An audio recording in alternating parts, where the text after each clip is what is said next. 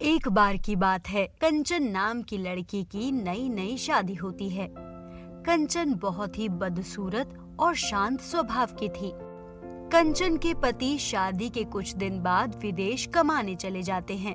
जब तक उसके पति घर पर थे तब तक सब सही चल रहा था, लेकिन उसके पति के जाने के बाद उसकी सास कंचन को बहुत परेशान करती थी, क्योंकि वह अपने साथ दहेज नहीं लाई थी। कंचन बेचारी अपनी सास के सामने कुछ नहीं बोलती और अपनी सास के ताने सुन लिया करती थी। अरे मेरे भाग्य तो फूटे हैं जो तेरी जैसी कलमुही मेरे घर की बहू बनी। ना तो दहेज लाई, ऊपर से इतनी बदसूरत। ना जाने तुझमें क्या देखकर मेरे बेटे ने तुझसे शादी की। कंचन ये सुनकर बहुत दुखी होती है और वहाँ से चली जाती है। अगले दिन कंचन को बहुत तेज बुखार आ जाता है। कंचन लेटी होती है। तभी कंचन की सास उसके पास आती है और कहती है, अच्छा, आज महारानी अभी तक सो रही है। अरे ओ महारानी, घर का सारा काम पड़ा है, तू अभी तक सो रही है। माँ जी, मुझे बहुत तेज बुखार है, मैं अभी कुछ नहीं कर सकती। अच्छा, तो तू नाटक भी कर लेती है। मुझे तेरी कामचोरी अच्छे तरीके से मालूम है। चल, नाटक बंद कर और घर का सारा काम कर। बुखार है मुझे। कंचन बीमार होने के बाद भी घर का सारा काम करने लगती है। तभी कंचन की सास आती है और उससे कहती है, काम बाद में करना, पहले जा बाजार से मेरे लिए फल लेकर आ। माँ, मुझे बहुत तेज बुखार है, मैं बाजार नहीं जा सकती। कंचन की सास नहीं मानती और कंचन को फल लेने भेज देती है। कंचन चलते चलते रास्ते में बेहोश हो जाती है। तभी वहाँ से एक तोता जा रहा होता है। वह तोता कंचन को देखता है और कहता है, अरे ये लड़की कौन है? ये तो काफी बीमार लग रही है। तभी कंचन को होश आ जाता है। तोता उससे कहता है, तुम कौन हो और यहाँ रास्ते पर क्या कर रही हो? कंचन उस तोते को सारी बात बताती है। तोता कंचन की बात सुनकर बहुत दुखी होता है और कंचन से कहता है, तुम यहाँ से कुछ दूर जाना तो तुम्हें एक गुफा दिखाई देगी। तुम उस गुफा के अंदर चले जाना। वहाँ तुम्हें एक बूढ़ी दादी मिलेगी जो चल नहीं सकती। यदि तुम उन्हें चपाती दोगी तो वे तुम्हें चपाती के बदले एक ऐसी चीज देंगी, उससे तुम जो भी मांगोगी वो तुम्हें मिलेगा। लेकिन मैं चपाती कहाँ से लाऊं? उसकी चिंता तुम मत करो। तोता कंचन को चपाती दे देता है। कंचन वह चपाती लेकर गुफा में चली जाती है। तभी कंचन को एक बूढ़ी दादी माँ दिखाई देती है। कंचन उसके पास जाती है। तभी बूढ़ी दादी माँ कहती है, चपाती लाई हो? हाँ दादी माँ, लाई हूँ। लाओ, मुझे चपाती दो।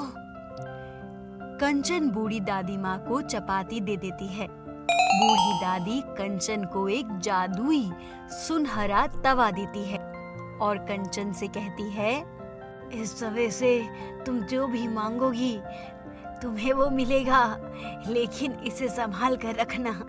तुम्हारे अलावा किसी ने इसको छुआ तो उसके हाथ जल जाएंगे। कंचन सुनहरा तवा और फल को लेकर घर के लिए निकल जाती है। घर जाकर अपनी सास को फल दे देती है और उस तवे को संभाल कर रख देती है। अगले दिन कंचन उस तवे से अपने आप को सुंदर बनाने को कहती है। तभी उसका सांवला चेहरा एक सुंदर चेहरा बन जाता है। फिर कंचन उस तवे से अपने लिए एक सूट मांगती है।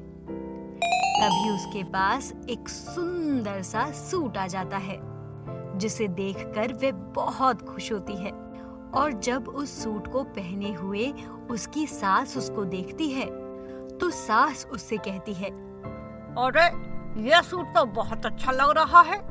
ये सूट तू कहाँ से लाई और तेरा चेहरा इतना सुंदर कैसे हो गया? माँ, ये सूट मेरी माँ ने दिया था।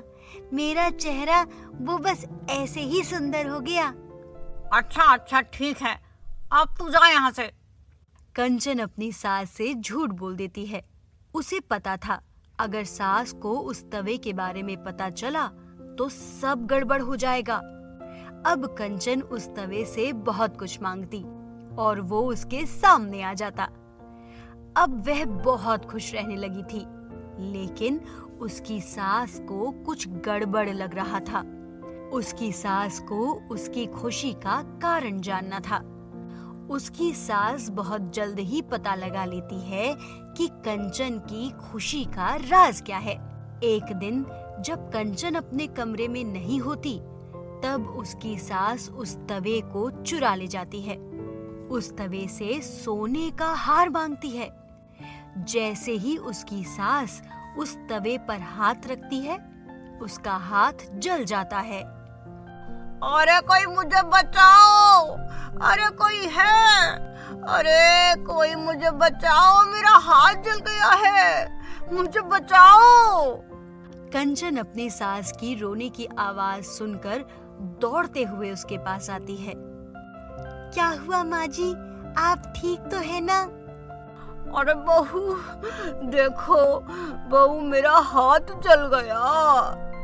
तभी कंचन उस जादुई तवे से कहती है, हे जादुई तवे, मेरी माँ को माफ कर दो, उन्हें बिल्कुल ठीक कर दो। जादुई तवा उसकी सास को तुरंत ठीक कर देता है। ये सब देखकर सास की आंखों में आंसू आ जाते हैं। वह कंचन से कहती है, मुझे माफ कर दे बहू, मैंने तुझ पर बहुत अत्याचार किए हैं। कोई बात नहीं माँ जी। अब हम लोग आज से एक नई जिंदगी की शुरुआत करेंगे। फिर वे लोग आपस में खुशी खुशी रहने लगे।